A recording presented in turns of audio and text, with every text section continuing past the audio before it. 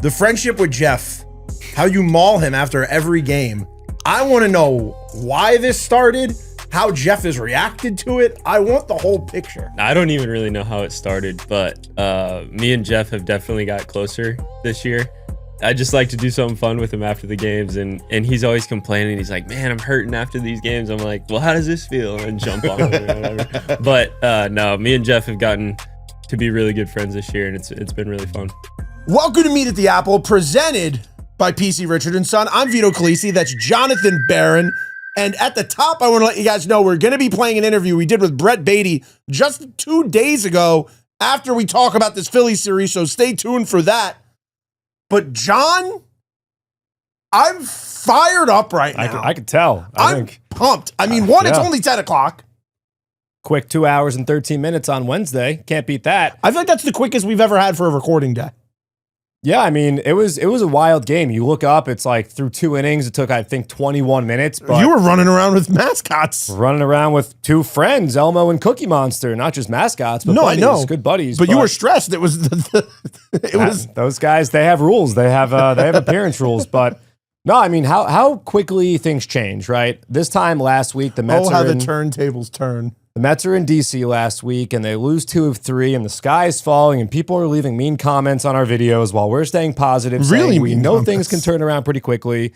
No one wants to hear it, and, now you go on Twitter, you go on whatever, you listen to the radio, and it's a brand new environment in Mets world, and a lot of that has to do with this offense, which has been, there he is, we were expecting Mr. Gelbs. Steve, you fired up right now? Hey, happy 20th anniversary of SNY, by the way. Yeah, I have a question for you, but I'll ask you. Well, I don't know if I want to ask you right now.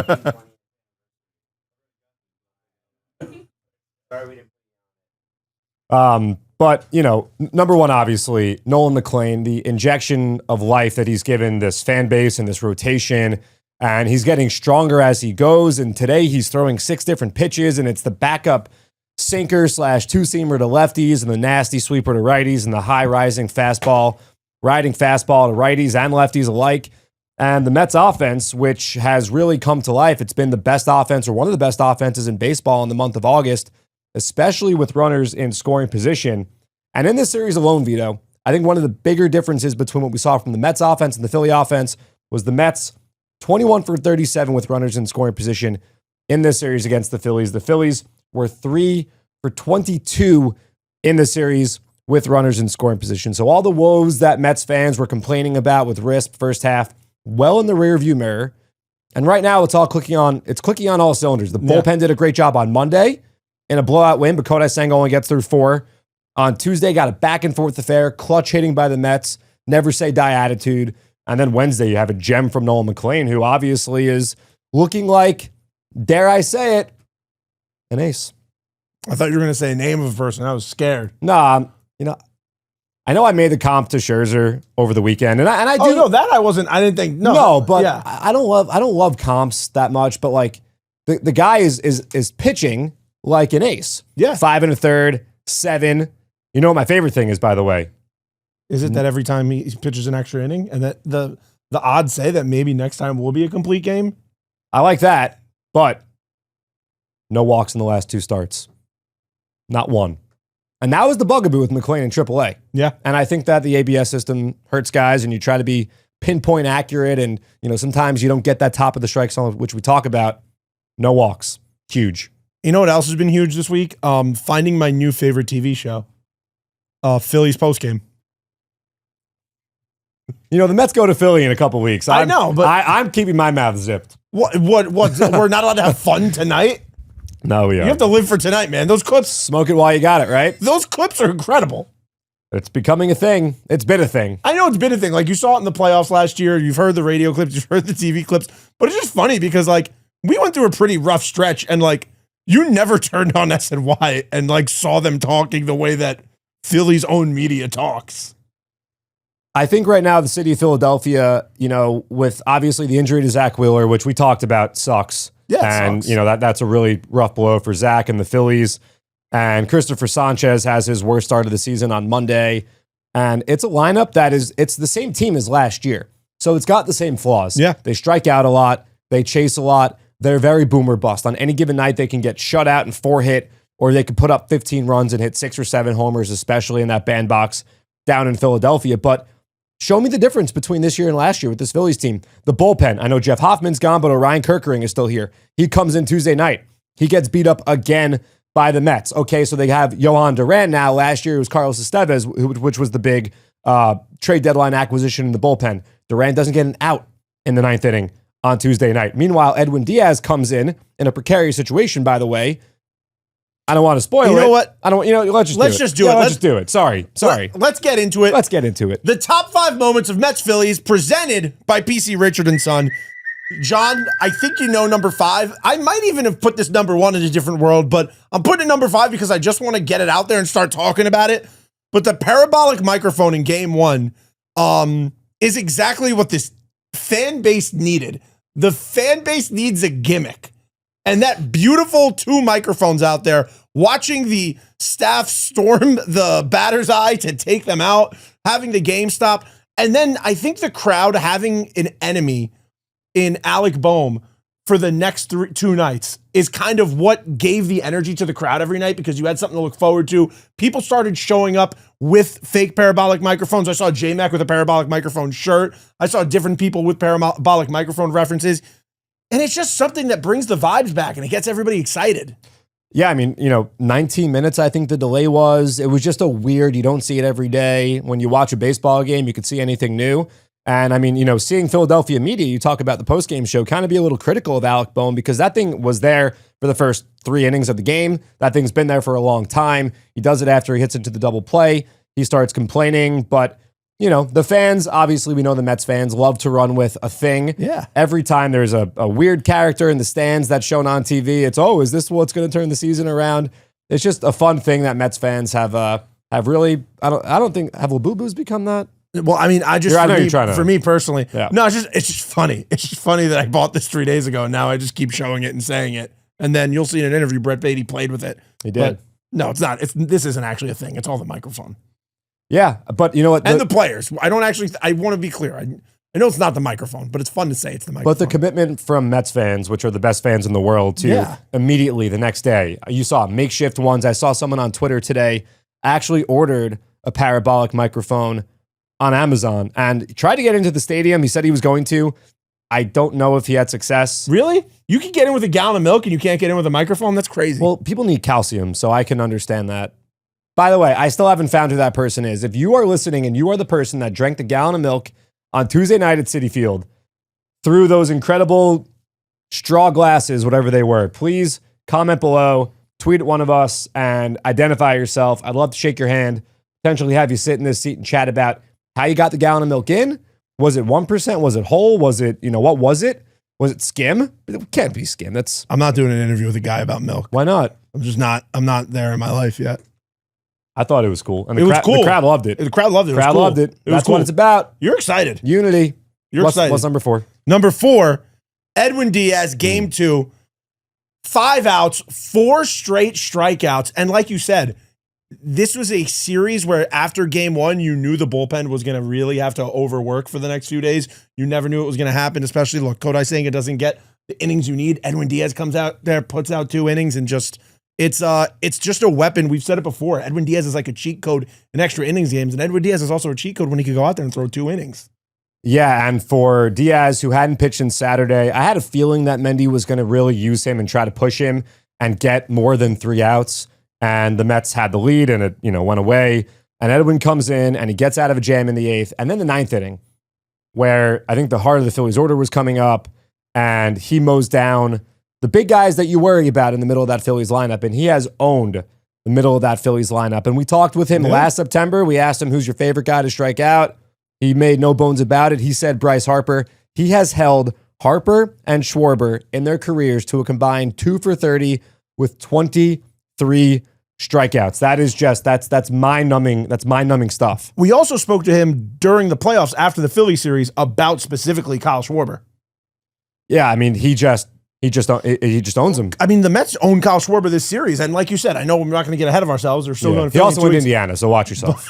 I'm not kidding. I know. You love your Kyle Schwarber. I know. I heard you talk about Kyle Schwarber back in spring training one year, but Kyle Schwarber went hitless this entire series. Kyle Schwarber is in a bit of a funk right now, but he's a guy who's going to be an MVP finalist. He's not in the same stadium as Edwin Díaz when those two guys go head to head. Obviously, crazy. the LDS ended with Kyle Schwarber in the batter's box last year. So, and you know what actually reminded me of that matchup in game 2? There was one foul that Schwarber hit that was like deep. Long strike. Was going out. Long I know. strike. No, but do you remember he hit one in the NLDS? I was sitting in the deep 500s upstairs, and that ball went past me all the way upstairs. And it was the same thing where it was one of those ones where I was like, that was a little scary. Yeah, but for Díaz to mow down the Phillies the way he did, then you go mid-9 and bottom 9. The stadium was buzzing. Everyone felt confident. No one was worried about Jhoan Duran. No. And then obviously the Mets put 4 straight guys on. Duran doesn't retire a batter, and the Mets win. But it was all set up by the heroics of Edwin Díaz. And you know what? That's perfect, because the number 3 moment is going to be the walk-off, because honestly, that should be number 2, but it just feeds into so perfectly to what you said that I think we should just go straight there right now. Walk-off in game 2. The Mets being able to put together some small ball, just put guys on against Duran. And I actually felt pretty good. I don't know if I texted our group chat this, but in the moment, all I was thinking about was sitting in this room right after the Twins series earlier in the season and being like, hey, look, the Mets almost beat Duran. The Mets put numbers against him that early in that season, Duran was untouchable. And the Mets were the first team to start to put some cracks in that dam. So when the game, when they were able to tie things up and were able to keep it there, I felt really good. As long as it stayed 5-5 going into the 9th with Duran, I felt like this team had a really good chance. And then, I mean, Brett Baty puts together a really good at bat. Brandon Nimmo went out of his way to talk about how impressive Brett Baty was, and we will be playing an interview with Brett Baty at the end of this episode, so stick around. But walk-off, man, and there's nothing like a walk-off in Citi Field. Yeah, so first of all, it all starts with Starling Marte getting a single. Marte has been, to me, the difference maker for this team. The unction. He has been incredible since July 3rd. He has one of the highest batting averages in baseball. I don't know right now if he is number 1 or if Nick Kurtz of the Athletics is number 1, but Marte has been that good. We've talked about him in 2022 when he got hurt. The lineup kind of fell apart. Last year when the Mets made their run around the grimmest time, Marte was hitting. He is such an important piece of this lineup. It goes beyond his leadership and him being a great glue guy in the clubhouse, but he is making a huge impact on the diamond every time he's in the lineup. He leads off with a hit. Alonso follows it with a hit. You talk about Baty. It reminded me of the plate appearance Baty had last weekend in Washington, D.C. when the Mets were trying to rally. He drew a walk, check swings, holding the wrist, not letting the barrel go through, not getting rung up on the check swing, making Duran work, putting the ball in play, not striking out. At the very least, with runners on first and second, I'm in the control room. People are saying, bunt. Get out of here. No bunting. Don't give away an out. Baty was never going to bunt, but if he strikes out, then a double play, the inning's over, you're going to extra innings, then all bets are off. Puts the ball in play. You got to get the runners over. It's exactly what he does by blooping one into left field, setting it up. Then Duran is rattled. By the way, he had the ankle injury. He took a comebacker off the ankle about 10 days ago. Has not been the same since then. Falls behind 2-0 on Nimmo. You know at that point, it's over. Nimmo comes through, another walk-off hit for Brandon Nimmo, who has had big walk-off hits in his career. His first one was a walk-off homer against the Phillies. Remember the double he had against the Yankees a couple years ago, the walk-off home run he had on Mother's Day 2024 against A.J. Minter, and a couple of others. So Brandon Nimmo's our guy. We love Brandon Nimmo. Another great moment for Brandon Nimmo on this Mets team. But that rally in the 9th inning, they really put some good at-bats together. My favorite part about Tuesday's win, no home runs. The Mets manufactured runs. That's what good teams do in October. Yes, the long ball is great. But what happens when it's not flying out? What happens when it's a bit chilly and the ball's just not carrying? We know Citi Field, not a hitter-friendly ballpark. Can you manufacture runs? The Mets did that on Tuesday. That's why they won that ball game. 100%. And it was just a really exciting night. It was really fun to be here. But we're going to move on. Number 2, we talked about the young guy, Brett Baty. Let's talk about his buddy, Mark Vientos. Mark Vientos in game 1, getting that double off of Sanchez. Being able to beat a pitcher as good as Sanchez this year and really set the tone for the series, because that game starts and you're already thinking, oh no, it's going to happen again. Like, we just had a good win against the Braves. Things are going to start unraveling. And then Mark Vientos comes up, and it's just been so fun to watch Mark Vientos not just get hot, but stay hot.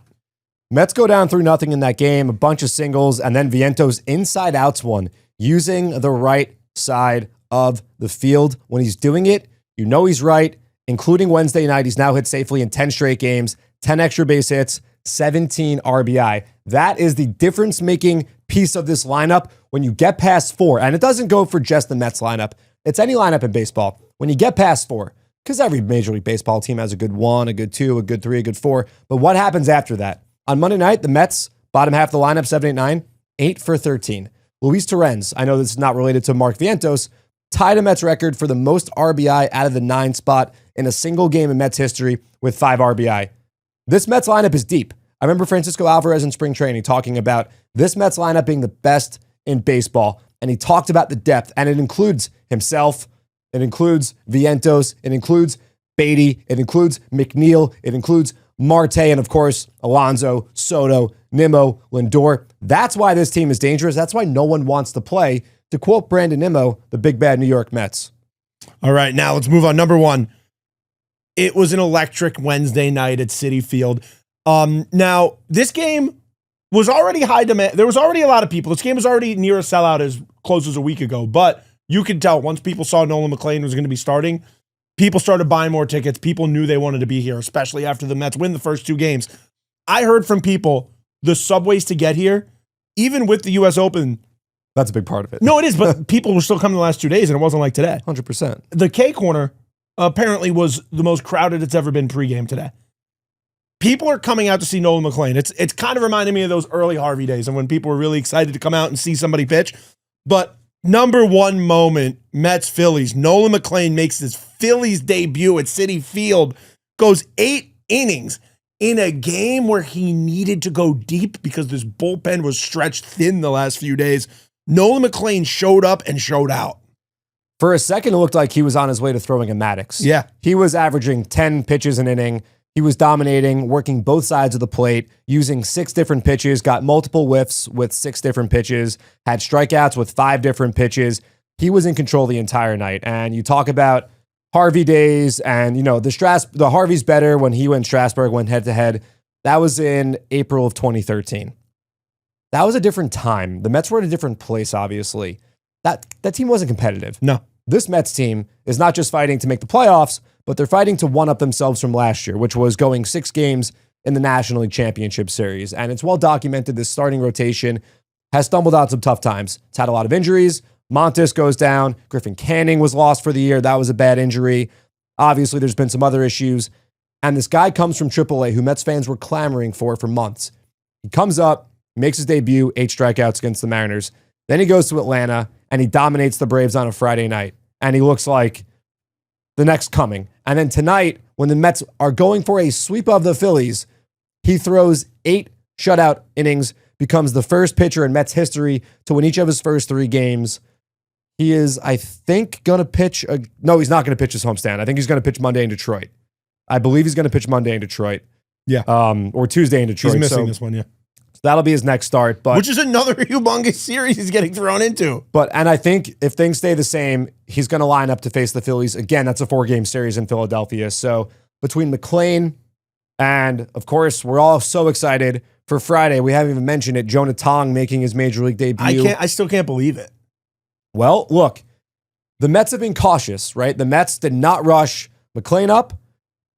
They're doing it because they believe in the kid. Yeah. And they're doing it because they believe he can get Major League hitters out. I think the Marlins are a really good entry point for Jonah Tong, a young lineup, a lot of guys in that Marlin lineup that were in the minor leagues either this year or last year. So guys that are his peers. You know, he's not facing one of the better lineups in baseball or the Brewers, who will just drive you crazy with the way they put the ball in play. Also, you're not, to be clear, John is not in any way saying the Marlins are bad. If you've listened to this podcast for about 2 weeks, all John has said is how good the Marlins are. I fear the Marlins. But I do. I agree to your point of if there's a team that's just a good get your toes in the water, it is a young team who still can get fooled by the kind of stuff that Jonah Tong has.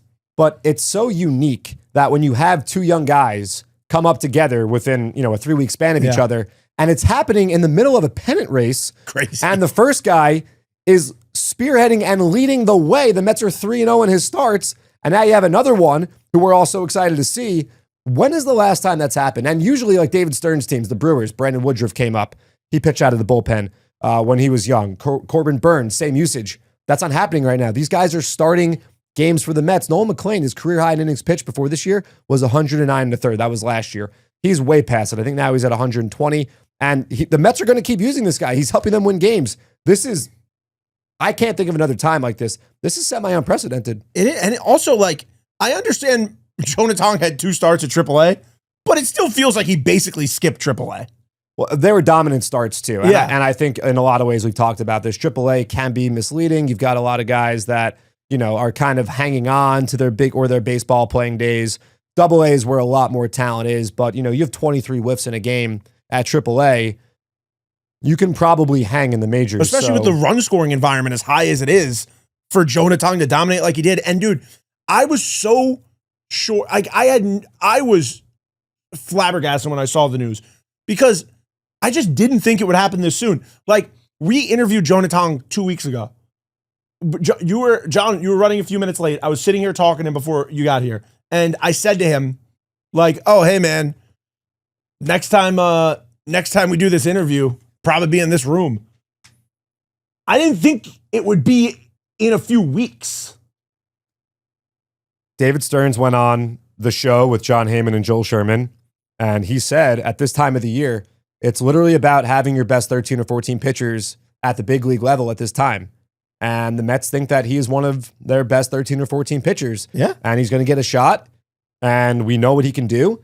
And his rising fastball is a really, really tough pitch for opponents to lay off. And his changeup, which he showed the grip on our interview a couple weeks ago, has been an absolute demon of a pitch for guys to deal with. And the biggest thing for me was his first start, he threw 90% changeup fastball. His second start, he worked the slider and the curveball in a lot more. And you're going to need at least 3 pitches to navigate major league lineup. So I'm curious to see what the plan is when he comes up here. But he's got Hayden Senger, who's got some familiarity with perhaps in the minors, although he wasn't there with Binghamton. Which I love today that Hayden Senger caught Nolan McLean. Definitely. And Yeah. I noticed that too. Yeah. I noticed that as well. And Francisco Alvarez, before he went down, he had worked with McLean a little I bit think he in did AAA. like 5. I think he got 5 starts with McLean. Something, I don't know exactly how many, but the familiarity, of course, matters a lot. So, I mean, back to McLean, what he's doing is incredible. Like I said, first Mets pitcher ever to win each of his first 3 starts. 21 strikeouts, I think it is, 3 earned runs. It's wild what he's doing, and I think that a legendary story is being written right now before our very eyes. And we asked David Wright what sort of an impact that can make on the clubhouse, and we asked Brett Baty. You guys are about to hear that. What kind of impact a guy like him can make in the clubhouse? Hell, we're supposed to talk to Mark Vientos tomorrow. We'll probably ask him too. He's backing it up. And I think he's also inspiring the other guys. Like his last start on Friday, goes 7. Next night, Clay Holmes goes into the 7th inning. Yeah. Everyone wants to keep up with And the young same buck. thing in the Little League. Clay Holmes in the Little League Classic also went like Pitched into the 6th inning. Yeah. So Clay Holmes going on Thursday against Miami. It's a fun time. And the energy is in this. I mean, the energy is always in the stadium. This place is the best, right? Nothing beats Citi Field, especially late August. September is going to be amazing. Hopefully deep into October as well. But there's a love affair with McLean. I mean, we noticed that back on August 16th when he pitched here for the first time, the fans and McLean. And he's a showman also. He's from North Carolina. He played his college ball at Oklahoma State. But I feel like he loves the attention. Yeah. He loves being center stage when he is on the mound. Citi Field, it is his home. It is his house. And he's making the rules. And opponents can't figure this kid out. All right, why don't we go to the Brett Baty interview, and then we'll come back and we'll wrap this episode up because I used all my energy already. Yeah. And I don't know if you noticed, I started up here. Yeah. And I'm fading out. So enjoy this interview with Brett Baty. We'll be back on the other side to wrap this episode up, but let's go Mets. Welcome to Meet at the Apple, presented by PC Richard & Son. I'm Vito Calise. That's Jonathan Barron, and we're here with Brett Baty. And Brett, before we get into the baseball talk, before we actually talk about the game itself, I want to talk to you about what happens every night after the game. The friendship with Jeff, how you maul him after every game. I want to know why this started, how Jeff has reacted to it. I want the whole picture. Yeah, I mean, I don't even really know how it started, but me and Jeff have definitely got closer this year. And I just like to do something fun with him after the games, and he's always complaining. He's like, man, I'm hurting after these games. I'm like, well, how does this feel? And jump on it or whatever. But no, me and Jeff have gotten to be really good friends this year, and it's been really fun. All right, we're going to do another non-baseball question. Today is Tuesday the 26th. Huge news broke like an hour before. I might be breaking the news to you.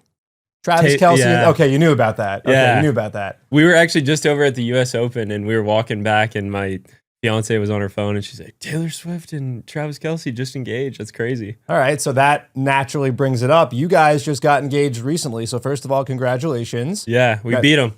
You did beat him by like a month or so.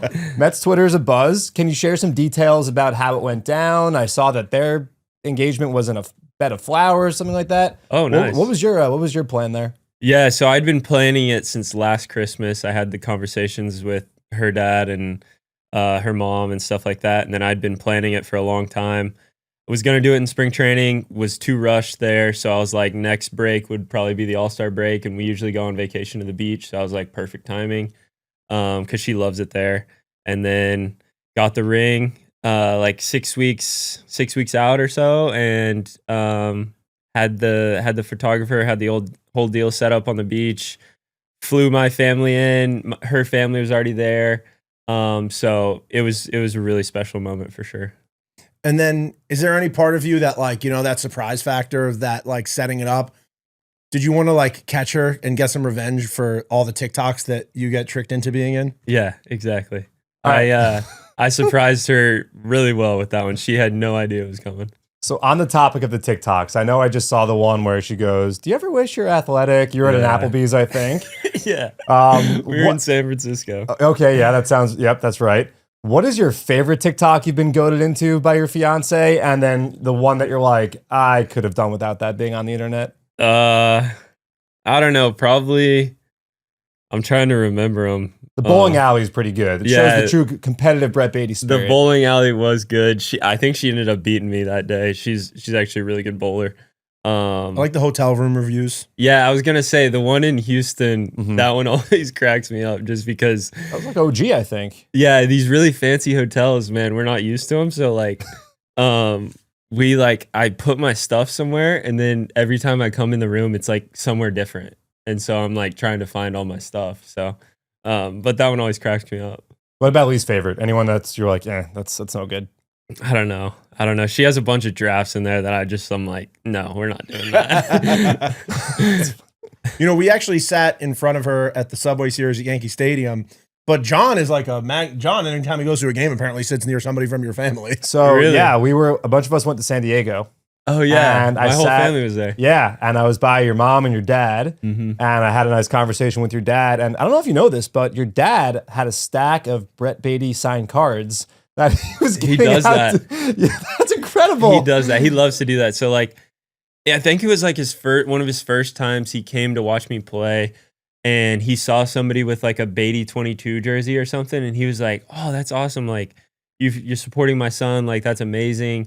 And so he thought of like, oh, maybe like I can get some signed cards and carry them around, and like if I see somebody wearing like a Baty 7 or like a Baty 22 jersey, just like give them a card and just be like, "Thank you for supporting my son," which I think is really cool. Yeah. So I also, this was probably a foul on me.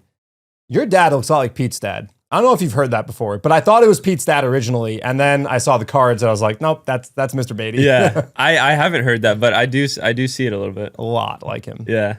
All right, so now to talk more about baseball. This year has been a really good year for you. One thing specifically, you against left-handed pitchers, it's been a really successful year for you. Do you credit that to an approach change? Is there something you did specifically? No, I feel like even all the way back into like minor league numbers and stuff like that, I felt like I've always hit lefties pretty well. And in amateur baseball and like high school and stuff, like I feel like I always hit lefty as well. Like I would practice just as much against like lefty offset stuff and righty offset stuff. So I never really thought of myself as like, oh, I hit righties way better or I hit lefties way better. I just kind of see him as like, if you want to play every day, like you got to face everybody. So that's kind of what I've always wanted to do, was play every single day. So I prided myself on hitting lefties too. So. And the month of August has been great for you. OPSing over 1,000 in DC, a couple bombs, 452 feet. Yeah. At sea level. I say the longest by a Met this year. Ronnie got you by 4 feet, but that was in Colorado, so I'm not so sure we're going to count that one. But it's been awesome. And I think one of the most fun things is we're watching you and Mark do it in the same lineup together. And I remember spring training, 2022, 2023, when you guys were still grinding, trying to get up, establish yourself in the bigs. Now, in this month, Your guys' lineup is red hot. The two of you are doing it together. How cool is it that you guys have always had this great friendship, even though it was kind of like, hey, they're possibly competing for the same PAs. Now you're both in the lineup and you're both making an impact. How awesome is that for you guys? So amazing, because I mean, we're like brothers. We root for each other no matter what. So it's really cool. I think we were talking the other day. I think we had, when Alvi was healthy, we had the bottom four in the lineup was like Mark, me, Mauricio, and Alvi. And we were like, oh my gosh, this is taking us back to 2023. Baby Mets. When we started the year in AAA together, and we were putting up like 15 runs a game. Like, it was so fun. And so to be able to see those names like back to back in the lineup was just like, wow, this is awesome. Like, this could really happen. Back to the Mark thing, I think me just being able to play like different positions has helped us out a lot. Like, cause I can shift over to second and he could play third, or like he's an unbelievable DH, so he'll DH and I could play third or something like that. So I think it's been awesome for us to be able to have success at the same time. Let's talk about second base, a position that this spring training, the Mets were like, hey, we think that he can do this, and they've entrusted you. Mendy's throwing you out there a lot. I'm sure Jeff has probably helped you, a guy that's also very versatile, plays a lot of positions and plays them well. From your perspective, how proud are you that you have found a secondary home at second base as another way to get yourself in the lineup each and every day? Yeah, I mean, I love it. I was thinking about it last night because I went in for defense to third base, and then we put Chimmy in the game for third base, and I shifted over to second, and Jeff shifted out to right. But I love it, man. I think it's awesome bouncing around the field and showing off versatility and stuff. Like, you never really see it from the same view if you're playing different positions. So I really enjoy it. How important has Antoine Richardson been to the team? I mean, we know the stolen bases, but also just helping with infield work, helping with outfield work. It just seems like he's been one of the most important parts of the team this year. He's huge, man. He brings a level of energy that no one else brings. And he genuinely cares about everybody in that clubhouse. I think I might have had like 2 stolen bases in my whole big league career. And then like this year, I think I have like 6 or 7 or something like that. So, I mean, he definitely has an eye for that type of thing. And we wouldn't be where we are without him, for sure. Without giving away too much of the philosophy, it seems like you guys have really put an emphasis on the running game, taking the extra 90 feet, putting pressure on the other team. Now a hit, scoring a guy. When you're on base, are you thinking like, okay, I'm going to, time this guy's move. If he's not paying attention, I'm going? Oh, yeah. Well, for sure. I mean, we're always trying to get the extra base, but I think Antoine does a really, really good job of just his scouting reports and just knowing the pitcher's like tempo and stuff like that. I think he does a really good job of just scouting, and he relays the information to us in a really good way to where we understand it and that we're ready to go when we get on first. So could you tell us a little about your experience at the Little League Classic a few weeks ago? Because it looked like such a fun event, and it looked like you guys just really embraced it. Yeah, my parents actually came to that one too. A lot of baseball cards to give out of that. Yeah, a lot of kids. For sure. Both my parents are educators, and they would have this thing called in-service at the start of the year where they go for a week of school without the kids being there. And so I would just be at home by myself all day. Well, with my sister sometimes, but they would leave to go there, and I'd be like watching the Little League World Series on the couch, and then they would come home and I'd still be I'd just be parked on the couch all day watching the Little League World Series because I loved it and I wanted to play in it. But that's why they wanted to come. They were like, you loved it so much, so we wanted to see it for ourselves. But it was amazing. It was a really, really long day. Like, we woke up at like 6 a.m., flew there, and then got off the buses and met the Little Leaguers. And then one of my favorite things was, like, the first thing I did was go slide down the hill in the cardboard box. I was like, I got to do this.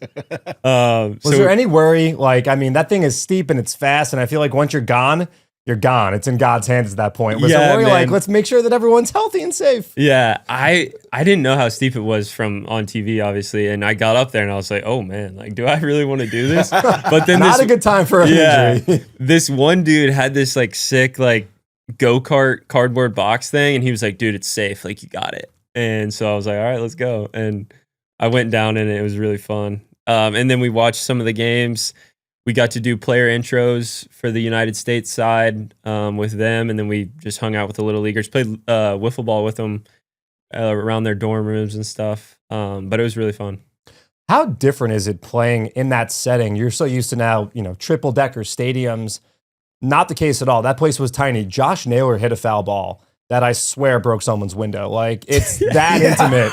Like, he wrecked someone's car for sure. Yeah. And just watching on TV, you could tell how different that stadium is. So playing in that game, what was it like just not being used to such a small, intimate setting where the kids are chanting for Soto to shuffle and he's doing it on demand? Like, it was wild to see. Yeah, it was cool. I mean, one of the teams was right next to our on-deck circle, and they were talking to us as we were on deck and we were hanging out with them or whatever. But it was a lot quieter than normal. Like, you could hear everything in that stadium. Paco was actually, I guess he's good friends with one of the umpires or something. He was yelling at the umpire from across the field the entire game. It was hilarious. But yeah, it was really cool atmosphere for sure. So, this interview is a little different because usually we're in an empty room, but there's a few distractions today. So I'm going to ask you, what's a bigger distraction? Alan being in the room right now or the microphone? Definitely Alan. Not that microphone, by the way. What microphone? No, like just a microphone. Is a microphone a big distraction? No, the microphone's not. I mean, what's Alan doing here? Like, what's he doing in here? He's quality control. Yeah, he's PR. Sorry. Yeah. But what was that parabolic microphone doing out in center field last night? Yeah, you saw. Oh yeah, we saw it. We saw that. Yeah, we saw it. We were So waiting. I was also. I was prepping in the tunnel, and I didn't know what was going on. So I went out into the dugout, and they were like, "Yeah, there's a microphone in the batter's eye. Like, we got to get it out." And I looked out there, and I don't know what was going on. It was so funny to watch on TV, like the staff storming the apple in the batter's eye, and then just ripping it off. Well, for a second, dude. So we have our fireworks out there. You guys homer, and then we shoot off fireworks. I, for a second, honestly thought that it was us. I thought it was you too. Yeah. I mean, that I was actually texted John and I said, "Are you going to get blamed for this?" That was the first thing. I was like, "Yo, like the truss or something. It's silver." Yeah. And I was like, "We're in big trouble." But thankfully, it wasn't us. So ask him about how many emails he got about the lights that went in this year. Yeah. No, we there was a lot. You contributed to when we ran out of fireworks. I was just about to say, how about the night we ran out of fireworks? Was that true? So it was true. So That's you crazy. and Alvy homered on back-to-back pitches, and I think the 7th inning, Yeah. neither home run had fireworks. No way. We were out before that. So here's what happened. Pete set the record that night. Yep. So we had a special sequence built for him, ready to go. He did it. It was great. And then he came across and he was celebrating. He tipped his cap. We did another one. Dramatic moment. So we were already 1 in. And then I think, we have 6, ready to go each night. 6 is a lot of home runs. Yeah, for sure. I think it's a fair amount. 6 is a lot. By the time you and Alvy went back to back, we were out. Fresh out. So how many we hit that night? 8 or 6? 6 Something or 7. like that. Yeah. 6 or 7. Because Yeah. Alvy had 2, Pete had 2. 6, 7. 6, 7. You don't know that? I've been waiting to work a 6-7 reference. You just did it. That was incredible. There we you go. did. There we go. I asked the little leaguers about 6, 7. What'd they say? They were like, "Oh, it's just this meme. Like, you got to go check it out." What other words did you learn from them? Did they say skibbity at all? I feel like skibbity That's is 20. old. Yeah. I don't know. I mean, he just gave me a look like. Skibbity, Ohio. That's it's like from 3 or 4 years ago. Is it just a meme? It's just a thing. Yeah, it's just a meme. Oh, okay. Did you see the little leaguers messing with Brandon Nimmo, just being on the bus, telling him that they're him? Oh yeah. Did you see the one where the Canada kid was like, "Oh, Juan Soto, yeah, he's overrated." Yeah, we saw that. That one, there was I'm a like, little that girl who dude said has she 30 and 20 right now. the little girl who said that she didn't like Otani because he didn't sign an autograph. Yeah. Kids say the darndest things. They really do. But so, you were talking about you and Alvy going back to back. You were talking about your relationship before, and we love talking to guys about this. We talked to Jonah Tong about this last week, about coming up together, because you see right now over in Syracuse, him, Benj, Jet, they're all coming up together. And then you guys, how important do you think it is as guys who have made that jump to the major league to come up together and have that friendship built in on a major league roster? I think it's huge, man. Me and Alvy played at every single level together. And so I've known him for going on 8 years now or something, maybe 7 years or something like that. But I think it's huge because we built that relationship from the start, and we've both seen each other fail and have success up here. So I think it's easier to lean on each other during those times of failure, and it's easier to be happy for each other during those times of success. So I think it's huge for the guys that you mentioned, and I think it was huge for us too. And speaking of guys from AAA and just the entire minor league system, obviously Nolan McLean has come up here, made a huge impact. His debut here a couple weeks ago against the Mariners, a love affair between him and the crowd every time he was up, pumping his fist, and then he joined the post-game huddle with you guys, which was awesome, and then he shoved again in Atlanta. How great has it been seeing a young dude step in and just dominate the way he has? Electric. He has electric stuff, and it's really fun to watch. He pounds the zone. He goes right after hitters, and he's a great dude too off the field. So I think he fit right into this clubhouse from the start, and can't wait to see what he's going to do for sure. So we heard after kind of bits and pieces, but not a whole story. You know where I'm going. The post-game celebration after he gets his first win. Oh, yeah. We didn't really get like the full essence of it. So what can you tell us about how you guys treated him, how you guys celebrated with him? No, we just oh boy. we do something similar with all the guys, and we just show them a good time. So show him a good time. Yeah. Can you expand on that? No, I mean, no? I don't think it's my place to You're expand on capping. that. You know what capping means? I have heard capping before. Yeah, you're capping right now. I've used capping. Have you? Alan doesn't know what it means, but I've used it. 6, 7. So Mets are playing the Phillies right now. Obviously, game one was awesome. These rivalry games, you've been here for obviously all of them, right? Like you have the Yankees games, you have the Phillies games, you have the Braves games. Does it bring it a different level? Like when you guys are talking pregame and getting ready to go out there?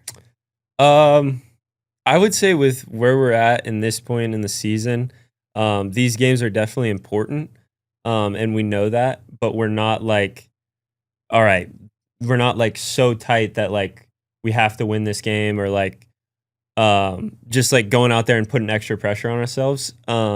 We know these games are important, but like we know what we have to do to get to October too. So we're just gonna focus on every single night trying to get a W, no matter if we're playing the Reds or the Phillies or the Angels or whatever it may be. We're just gonna go out there and focus on what we can control and trying to win every single night.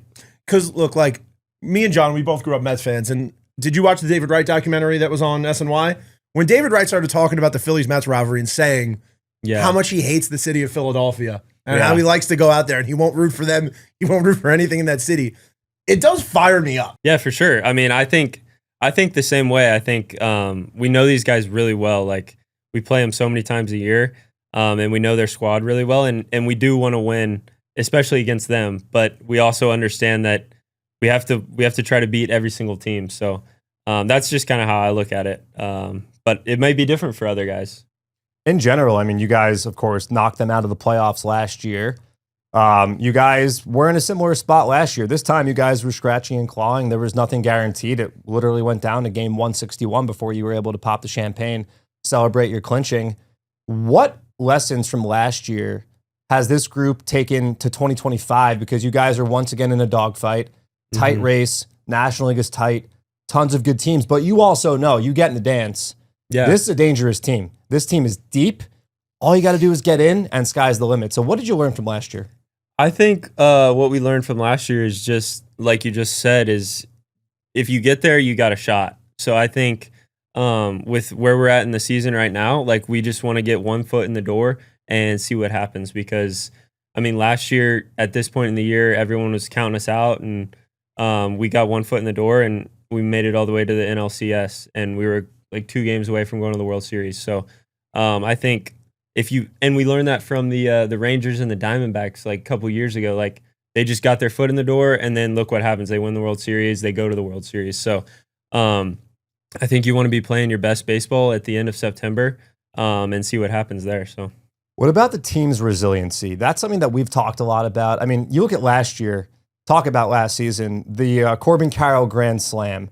There were many moments where, I don't know how much you follow along on Mets Twitter, but you know, the sky was falling, or it had fallen. Yeah. It was the Seattle series last year. You know, they gave you guys a tough series. There have been some tough losses here as well. But for a baseball player, like, it's a new day, right? Next day, turn the page, fresh start. What's the resiliency like in that clubhouse that makes this team different and able to bounce back and just really turn the page completely?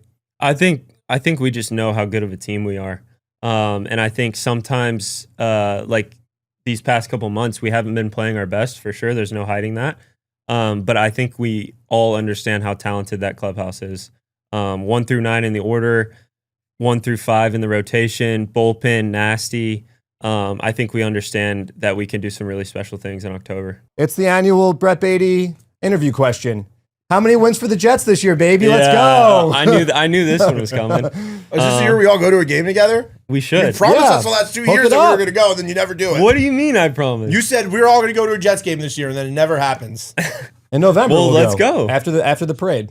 Yeah, we should go. Or maybe if there's an off day or something, we can sneak a Sunday. Well, there's probably not an off day on Sunday, but yeah, we'll go sometime. We need to go. I mean, training camp's over. Preseason's done. Fantasy draft time.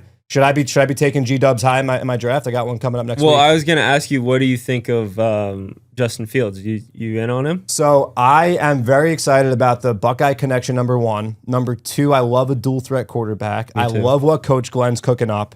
I think it's a competent offensive line. The Jets have not had that for a really long time. It's a coaching staff that's not going to mess around whatsoever. The last coach, I'm sorry, but it was not it whatsoever. The penalties were out of control. They still took a lot of dumb penalties in the preseason, I'm not going to lie. But you could tell Coach Glenn just getting in guys' faces, just the disgust on his face. Yeah. It's a brand new philosophy. It's a brand new everything. So I like what they've got in the building. I've actually made a couple of side wagers with people that I think that this team's going to the playoffs. Really? I do. Who do you think's winning that division? I mean, probably Buffalo. Yeah. But the NFL is crazy. Like, what do you got on the Pats this year? I think that they're going to surprise as well. I think that they could win 6-7 games. Like if I were to look at a board and say over-unders, some sneaky overs, I think I could talk about this. I'm pretty sure I can. You're not saying anything about there's no money being I'm pretty sure I can. Like I like the Patriots as an over because I think that they're being undervalued. Yeah. But I think the Bills are the class of the division. The Dolphins, I mean, Tua is always hurt. Tyreek took a huge step back last year. That's a Fugazi franchise. I mean, come on. Yeah, I mean, the Marlins are good. Miami, Marlins are good. this is a really tough division. I mean, Buffalo, New England, Miami, and New York. Like, that's a really hard division to get out of. Dude, week 1 is going to be crazy because like the Jets and Steelers are 2 teams that can easily be competing for that, second to last or last wild card spot in the AFC.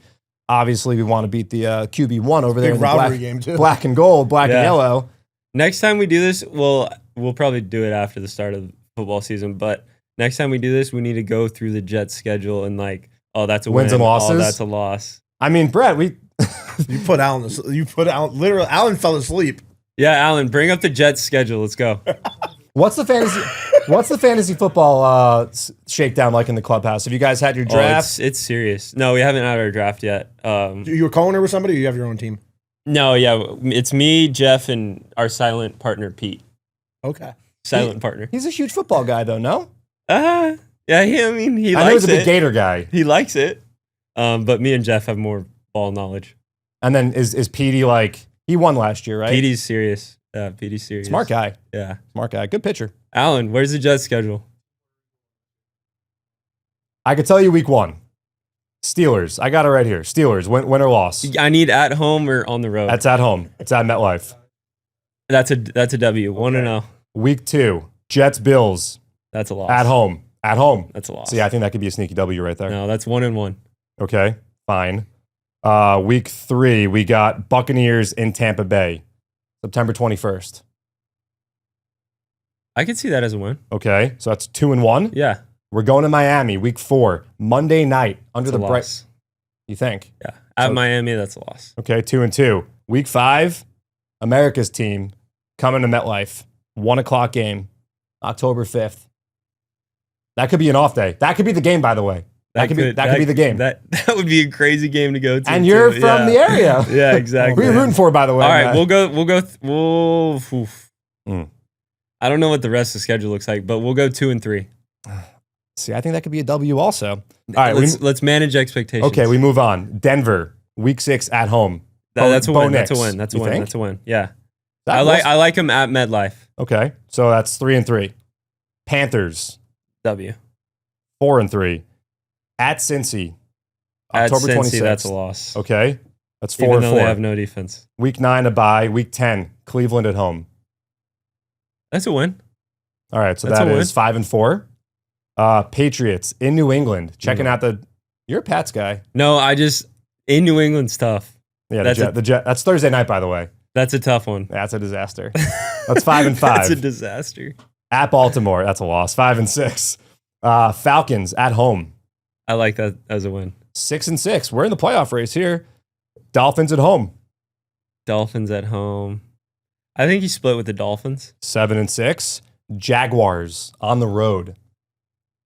Jaguars are either going to be really good or a disaster at this point. Week 15. That's every. I'm gonna say loss just because I think 7. I think they're gonna be like 500. All right, so that's 7-7 in New Orleans.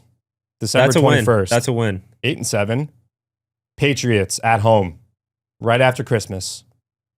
At home. Yeah, We're I 8-7. think they can. I think they can get it done. That's at home. 9-7.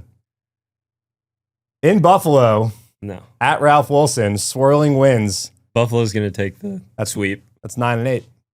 9-8. 9-8. That's possible. That's possible. So all you got to do is win one of in Miami, that Monday night game. I think you split with Miami. No, you got to sweep Miami, and that's a playoff team right there. Oh, you got to sweep Miami to get in the playoffs. Yeah, you got to win at the margin. It's like baseball. Or you split Buffalo, right? Because you took Buffalo. I think the Jets are beating Buffalo week 2 at home. Yeah. I think so. MetLife's going to be a buzz. Buffalo's good. We're home. That's that Texas game on Sunday. Remember- We'll do in-game highlights. Don't worry, I got you. Yeah. I got you. For They sure. beat Buffalo week 1 2 years ago when Aaron Rodgers went down. What happened? In Monday Night Football when Aaron Rodgers went down. They beat yeah. Buffalo without a quarterback. That is true. They should have beaten them last year. Yeah. You guys were in LA. Yeah. Vientos at the Grand Slam. Game 2, the Jets should have beat them Monday night. They gave that one away. Yep. So And then week 1, I mean, it's a rivalry game in your house, right? Yeah, it is. With Pittsburgh Yeah, and Pittsburgh, the Jets. Yeah. Yins. What do you Yins. think? I don't of the word yins? I think I have to root for the Jets there. Good. yeah. I think I have Yeah, to. that's been your buddy for years. But for this past Christmas, I was gifted by my soon-to-be in-laws a Troy Polamalu jersey, which is sick. Why? It's Why? sick. I Signed? go to Pittsburgh all the Signed time. or just like regular jersey? It's a good jersey. Yeah. It's a good jersey. Especially if you have the wig. Yeah, I need the wig. All right, my final question for you before we get you out of here is just, do you like my Mets Labubu? It's right over your head. This guy? Yeah. Yeah, this is sick. You know about Labubus? What do we I got? couldn't even tell you a thing about it. I just heard they're cool, so I got one. Put its hood up. That? Oh, no. Oh no. Is that cool? Yeah. You Yeah. know, I got that yesterday, and then you guys won, so. Between The that and the Lil microphone, Boo Boo things are... 13 runs. Boo Boo season. Let's 13 go. unanswered. All right, Brett. Well, thank you so much for joining us, and we'll see you next time at the Apple. Thanks for having me, guys. That was a lot more football talk with Brett Baty or any Mets player than I ever thought we were going to do. Well, I mean, first of all, guy knows ball. And second of all, great time of the year. We got college football getting going on Thursday, full slate Saturday, NFL Sunday in a couple weeks. So, And he asked for it. We were about to wrap up, and then he kept saying 3 times, show me the schedule. So he knows ball. He knows ball. And you know what? Do you know the perfect place to watch football all season is? You're home. Yeah, well, no, or you can even go to the store. Nah, you want to go to the store and make your purchases. I just did that. You take it home and you got the man cave, the lady cave, whatever it is. PC Richard How and much Son. shopping did you do at PC Richard and Son? A decent amount. Tell everybody what you got. Got a couple of TVs. Got let's see, I got a sound bar, 2 TVs, mattress, speaker, ring system. I think that's it. But isn't it much better than going to a Best Buy? Going to a PC Richard and Son actually I shopping. don't even know what that is. I had the best time at PC Richard and Son, and that's because it's true. All the things I'm about to mention, they were true. Friendliest, most knowledgeable staff. Shout out my boy Carson, who worked with me every step of the way. The lowest prices, guaranteed. Lots of savings. I actually went and checked the stupid competitors after the fact, did some calculations, how much money I saved. It was a lot, and I had an incredible buying experience because they had everything I needed. Yeah. And I'm going to go back for a grill or a Blackstone. Not sure which one I'm going to go with yet, but I'm going to make a decision. And I'm going to get a PC Richard and Son, and it is absolutely the place where you've got to go, no matter what it is you need, whether it's fridge, whether it's an air conditioner, still going to be hot until God knows when. It's gonna be. I feel it's gonna be a hot fall. It's my prediction. I'm down. Hot fall. I'm down with a hot fall. Also, you went through a big Blackstone phase a few years ago. Is it coming back? Blackstone's the best. I remember a few years ago, you'd send pictures to the group chat every week, being like, this is me on my Blackstone again. I've been Blackstoning it, and if I do get a Blackstone, I'm going to get it at PC Richardson Son. That's because they are going to give me the best price on that Blackstone. And you can also get a Yeti there to go next to your Blackstone. You can get a lot at PC Richardson Son. An unbelievable amount. This is a true buying story, by the way. This is not, I'm not just saying this has actually happened. So no, Jhoan literally, we got on the podcast that night. Jhoan said, I went to PC Richard today, and I was like, oh, did you get, like, I saw that speaker you posted. And he was like, I got a lot more. That was the least of it. But no, PC Richardson Son, I went to the new Hyde Park location. They've got tons of locations all over the Tri-State area. You've got to check it out. PC Richardson Son. Wait, hold on. I got to tell the year. What's up? But before I just want to say, you have to come to PC Richardson Son on September 8th. We didn't bring that up. Yes, that is true. Who are the Mets playing that day, by the way? The Phillies. Yeah. So you want to come out there because Mr. and Mrs. Met are going to be there. We have a Brett Baty ball to give away. We have some David Wright stuff to give away. We got bobbleheads, a Kodai Senga signed hat. So it's going to be a blast. September 8th, the Astoria PC Richardson Son. That's going to do that first week of September, starting in Labor Day, 3 in Detroit, 3 in Cincinnati. Right now we are doing this. It is 10:29 on Wednesday. The Reds are down. Last I checked, 5-1 against the Dodgers. So that would give the Mets a 4.5 game lead, which is nice. And the Mets will have a chance to further that lead and potentially gain ground on the Padres or the Cubs, who are currently occupying the first wild card spot. Padres are losing 4-3, right? Oh, no, they lost 4-3. Padres lost today, so things are looking up. And then after the Red Series, the Mets will be in Philadelphia for a 4-game set. You can join us and watch that game, the first game of that 4-game set at PC Richardson on the Astoria location. And now I'm going to say they've been doing it since longer than anybody else, since 1909. Richard is reliable. They're making their delivery on Friday and Saturday, so I'm looking forward to it. Oh, wow. So you got to be prepared because it seems like you have a whole truck coming to your home. So you know what else I got? I got that Tempur-Pedic thingy where the mattress goes up. That's cool. My back is destroyed right now. So oh, no. Oh, yeah. That happens to you. I feel like every few months your back's a lot. Oh, yeah. I remember literally because last year you were going through it when somebody else was going through it. Oh, yeah. That's right. We had dueling back injuries. Me and Francisco is what he's talking about. Yeah. Yep. All right, guys. Well, thank you for listening. Please like, subscribe to the podcast, Apple, Spotify, wherever you get your podcast. Please leave a 5-star review. It really goes such a long way. And one last reminder, we're trying to get this fantasy football league going, so we got a few spots left. Dude, we should have invited Brett. I even brought it up. We'll invite Mark. We'll invite Mark. And anyone else we talked to. I felt like Brett was I felt like I kind of caught him off guard with claiming that he's invited us to Jets games every year. He did. The first interview. He did. He did in 2024. You said it. You were being silly, but you did say it. Okay, cool. So I wasn't lying. You did say it. You did say it. But that Cowboy Jet game. We're going to push for it. All right, guys. We'll see you next time at the Apple.